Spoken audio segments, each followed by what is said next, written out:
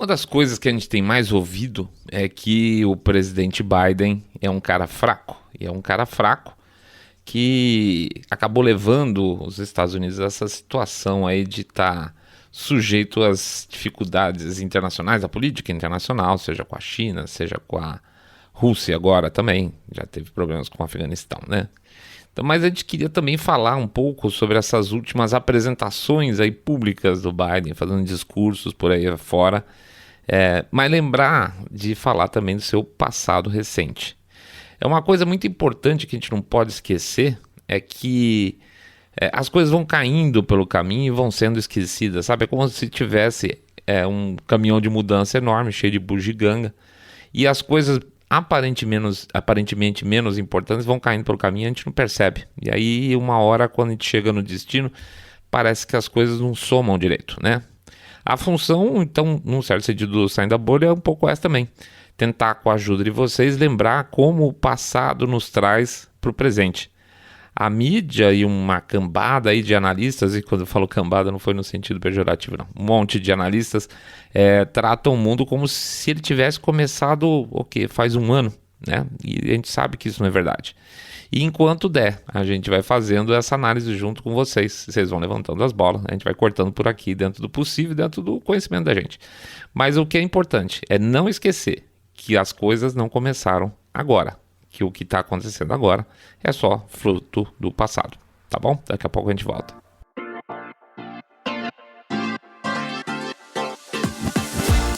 Saindo da bolha. Menos notícia, mais informação para você.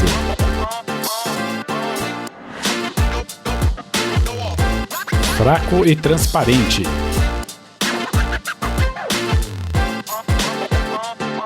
Bem-vindos ao Saindo da Bolha, esse é o nosso episódio 130 e a gente vai falar um pouco sobre Joe Biden, tá? Um pouco sobre passado e presente dele. Antes de mais nada, vamos fazer o nosso jabacito aqui. Lembrar para vocês entrarem no nosso site www.saindabolha.com.br e clicar no nosso botão lá, follow, não é mais follow desse podcast, agora é só follow. Pedir também para seguir a gente no Spotify e no YouTube, onde tem o nosso canal, que a gente pede também para vocês darem o clique no sininho, dar o like, fazer um comentário, que ajuda a gente pra caramba nas estatísticas. E lembrar também para vocês comentarem com seus amigos que vocês estão acompanhando um podcast cabeça direita limpinho, supimpa, que detesta, abomina o politicamente correto. E finalmente, claro, a gente falar que a gente tem um Pix, onde a gente está recebendo aí o apoio de vocês. A gente deixa o código do Pix em todos os nossos programas, que tem episódio, postagens, na verdade, que tem episódios, senão a gente vai ficar postando um monte de coisa toda hora com o Pix, enche o saco, né? Mas sempre que tem um episódiozinho, a gente põe o código do Pix lá e a gente deixa também o QR Code para quem acompanha o nosso podcast aí pelo YouTube, beleza? Então é isso aí. Jabá feito, vamos em frente, vida que segue. Fraco, muito fraco.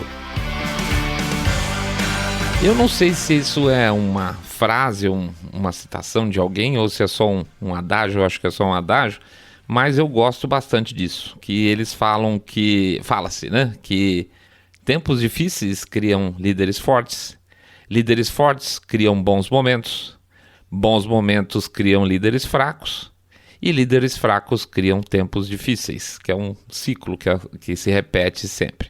Obviamente a gente está numa passagem aí, a gente vem de momentos relativamente estáveis, com uma perspectiva otimista em relação ao mundo, né, de bons tempos, que criaram obviamente aí líderes fracos que estão nos levando a tempos difíceis, né? E eu nem vou discutir aqui porque que o Biden é um líder fraco, tá? Desde o Carter lá nos Estados Unidos, que não tem um presidente que tenha entrado em tanta confusão e feito tanta porcaria e tantos erros, e aqui com alguma certeza de que algumas coisas que a gente chama de erros não são erros propositais. Por exemplo, citando só um erro que não é erro proposital, tá lá a questão de... No primeiro dia que ele entrou ele mandou suspender a construção lá do pipeline do Keystone XL. Isso não é um erro, isso aí foi feito propositadamente por uma mudança de política energética e hoje a gente está vendo os resultados do que está acontecendo, né? Então assim, ele faz muita bobagem e eu acho que muitas dessas bobagens são obviamente propositais.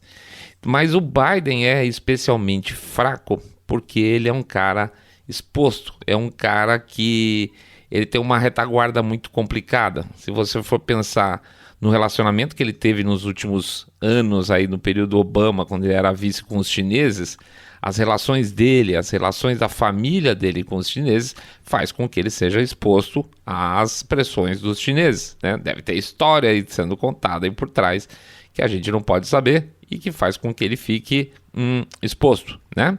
Ele é um cara que é exposto com os ucranianos, também é a mesma coisa, filhote dele, a Burisma. A gente já colocou uma vez aí no Twitter da gente que, por exemplo, a Fundação Clinton, os maiores doadores de todos, somados da Fundação Clinton, são ucranianos, não é exatamente um povo milionário, né? E, no entanto, tá lá, doa mais que os sauditas, por exemplo. Então, tem história aí que os caras têm que jogar para baixo do tapete. Quando você tem história que tem que esconder, obviamente, você fica exposto à pressão. Ele é exposto, então, basicamente também pelos escândalos do filho, de maneira geral, né? Você tem a história da bilionária russa que mandou 4 milhões de dólares para ele, até hoje não se sabe. Porque você tem a história dos quadros que ele pinta, que agora ele virou um grande artista, ele vende quadro a 500 mil dólares pago em dinheiro por pessoas anônimas. Isso aí, obviamente, tem todo o cheiro de ou lavagem ou algum tipo de corrupção no duro, né?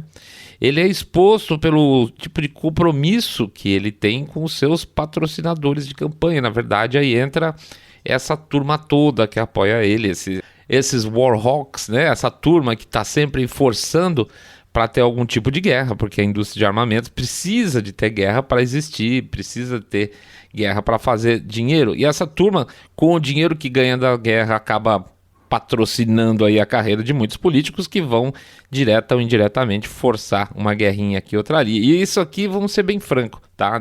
Tanto do lado dos democratas quanto do lado dos republicanos. A gente está vendo algumas coisas bem feias acontecendo aí pelo lado dos republicanos também durante esse período da Ucrânia, tá?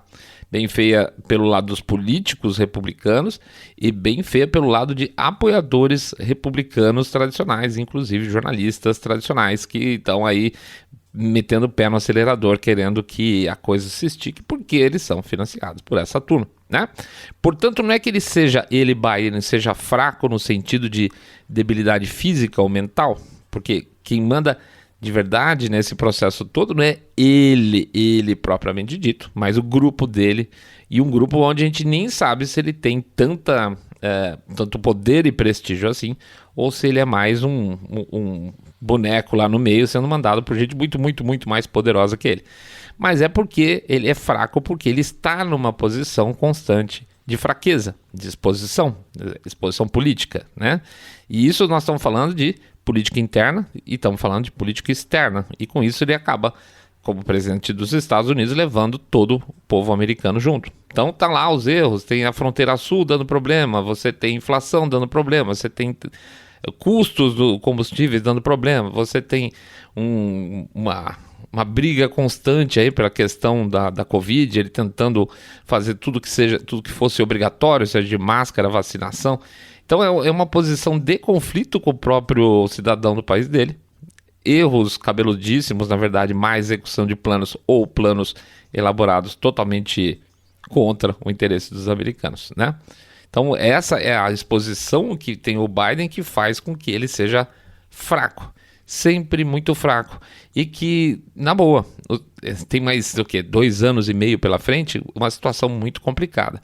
E ele vai se tornar mais fraco ainda a partir das eleições aí do final do ano, onde a gente tem muito provavelmente uma questão de troca aí de poder no Senado, certamente, o 50-50 vai deixar de existir, mas uma chance muito grande de perder também o Congresso. Então imagina um presidente fraco, exposto, sem o Congresso. O que espera o panorama político dos Estados Unidos para os próximos 2 anos e meio? Transparente, muito transparente. Existe uma discussão aberta lá fora sobre o nível de transparência do Biden, tá? Ele é transparente porque ele é um idiota ou ele é transparente porque ele deixa passar recado? Na nossa opinião, é um tanto de idiotice e um tanto de método, tá? O Biden é um idiota, não tenha dúvidas, mas se você for analisar por N razões diferentes.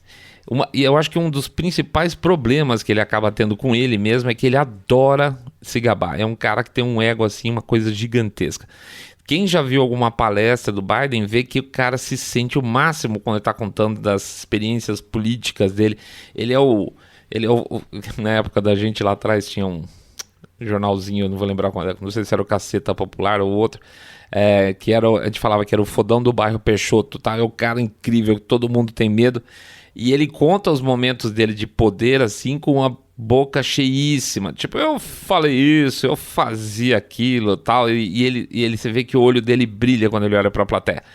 Ele já falou em palestra lá nos Estados Unidos que os Estados Unidos sabiam que estavam armando e dando dinheiro para grupos extremistas no Oriente Médio que depois viraram a dor de cabeça lá da ISIS. A gente já falou isso em episódio lá atrás. Teve gente que falou para ele botar lá chapéuzinho de alumínio, mas além de historicamente ficar claro, inclusive ter documentos que deixaram de ser censurados e hoje são públicos, que mostram os Estados Unidos de certa forma, não, formalmente financiando grupos terroristas como a ISIS, depois voltaram contra ele. O próprio Joe Biden em palestra já falou isso, e ele ainda fala, nossos aliados lá no Oriente, putz, eles teimaram, então ficou assim mesmo, uma coisa assim como se tudo bem, tá? A ISIS entrou lá no Iraque, entrou no Oriente da Síria, matou um caminhão de gente, executou quem não era totalmente maluco que nem eles, mas pro Biden isso é uma piada, né? Isso é uma coisa que acontece porque os amigos deles lá do Oriente Médio fazem umas bobagens, mas mesmo assim eles armaram de qualquer forma, né? Ele falou no caso da Ucrânia também, que pressionou o governo para derrubar o promotor de lá, que era um promotor sério, que ele falava que não, que era o contrário. Por quê? Porque estava investigando o filho dele. Então ele falou em vídeo isso também, que ele foi lá e ele pressionou o presidente da Ucrânia a tirar o promotor que estava perseguindo o filho dele, senão eles não iam liberar um empréstimo de $1 bilhão. Está em vídeo, né? Agora com o passeio... Então, esse é o passado que a gente fala que a gente não pode jogar para trás. Quando você pensa no discurso do Biden hoje, recente, que está fazendo um monte de gente ficar arrepiada nesse tour que ele está fazendo pela Europa... Não pode esquecer que isso não é uma coisa nova e não pode esquecer que o que vem lá de trás tem encadeamento com o que está no presente, tá?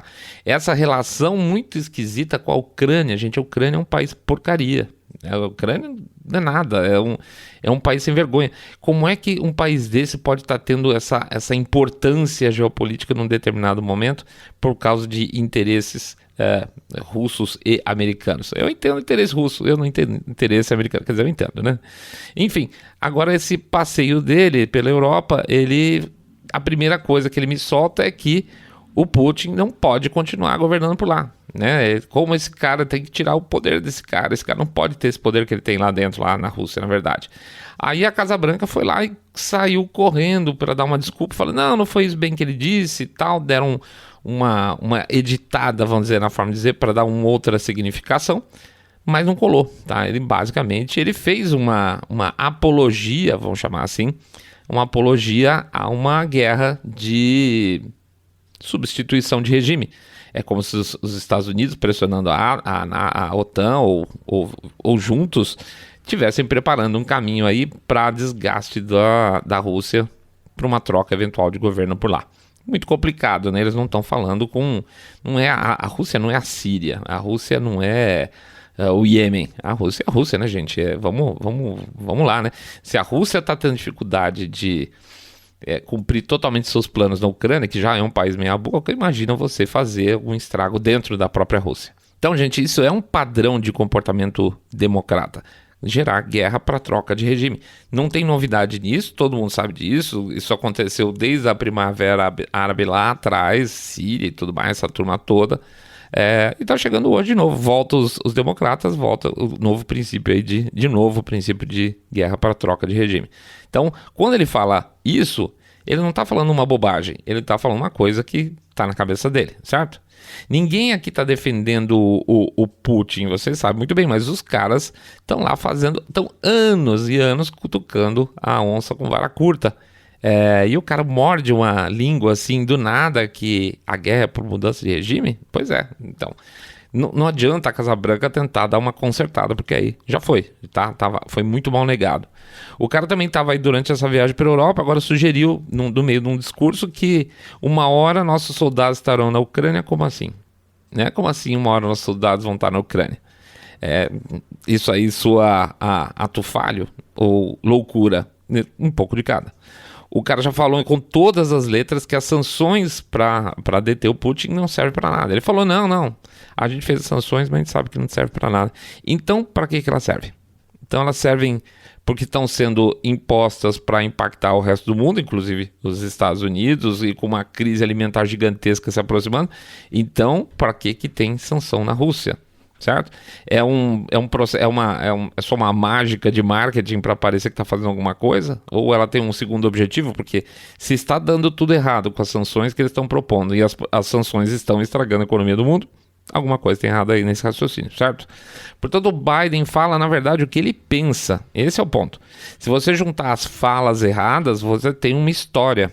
As pessoas tendem a esquecer os seus erros, eu digo dele, né?